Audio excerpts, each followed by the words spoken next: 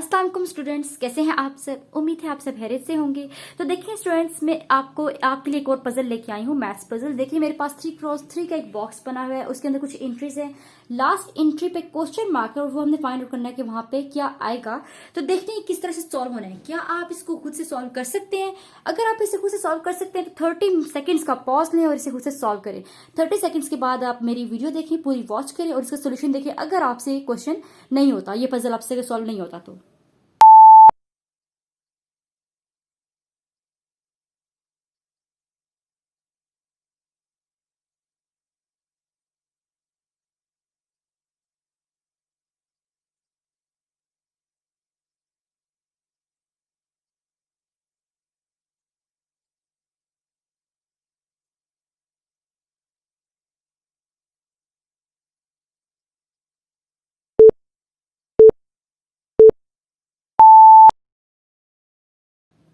तो बच्चों देखिए 30 सेकंड्स गुजर चुके हैं। उम्मीद है आपसे ये वाला पजल सॉल्व हो चुका होगा।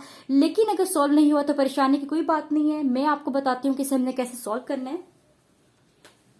देखें, अगर हम 2 डिजिट नंबर्स लें और उनको आपस में मल्टीप्लाई करें, जैसे मैंने 17 लिया और 17 को उसी नंबर से मल्टीप्लाई किया, मतलब 17 इंटू 17 किया तो मेरे पास आया 289।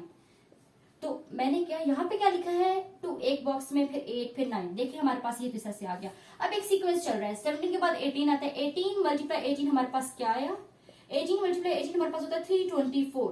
तो देखिए सेकंड रो में भी 324 करके लिखा है। अब 17 18 के बाद अगला नंबर कौन सा होता है, 19। तो बच्चों 19 को हमने मल्टीप्लाई करना है स्टूडेंट्स। देखिए 19 इंटू 9 क्या होगा, 19 इंटू 9 हमारे पास होता है 361।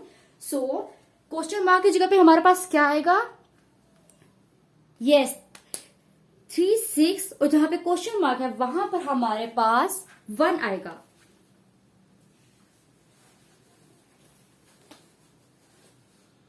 तो देखिए बच्चों, इस तरह के जो हमारे पास पजल क्वेश्चंस होते हैं, इनमें कुछ लॉजिक्स यूज होती हैं, कुछ सीक्वेंसेस यूज होते हैं, उनके अकॉर्डिंग हमने इनको सॉल्व करना होता है। तो देखिए ये वाला पजल तो हमारे पास हो गया है। अब हम अगला पजल देखते हैं और उसे सॉल्व करते हैं कि वो किस तरह से होगा। ठीक है, तो चलिए आए अपना अगला मैथ्स का पजल देखते हैं। तो देखिए स्टूडेंट्स, ये हमारा अगला पजल है जिसे हमने सॉल्व करना है।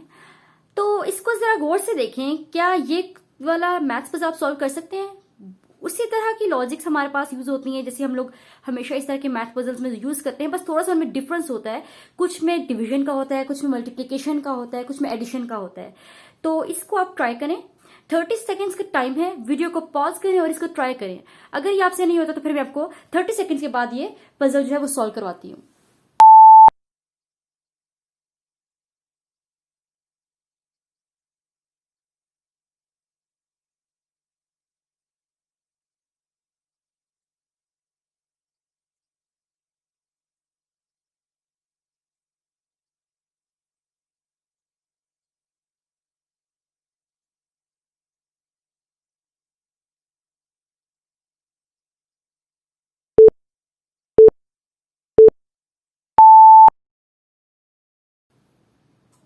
तो स्टूडेंट्स देखें, 30 सेकेंड्स गुजर चुके हैं। उम्मीद है ये वाला आपसे सॉल्व हो गया होगा पजल।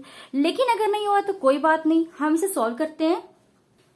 तो स्टूडेंट्स, ये वाला किस तरह से सॉल्व होगा, 3 multiplied by 3 is equals to 9. So this 3 is the answer. 2 multiplied 3 is equals to 6. So this 3 is answer. 4 multiplied by 2 is equals to 8. So this 2 is our answer. ठीक है बच्चों, तो ये वाला हमारे पास यहाँ क्या आ गया, 2 आ गया। तो ये हमारे पास सेकेंड हमारे पास मैथ्स पजल भी जो है वो सॉल्व हो गया है। तो बच्चों इनको ट्राई करें, इनको सॉल्व करें और अपने फ्रेंड्स के साथ, सबके साथ शेयर करें और एंजॉय करें मैथ्स को। तो ठीक है बच्चों, अब मैं आपको दोबारा मिलूंगी एक नेक्स्ट मैथ पजल वीडियो के साथ। तब तक के लिए अल्लाह हाफिज।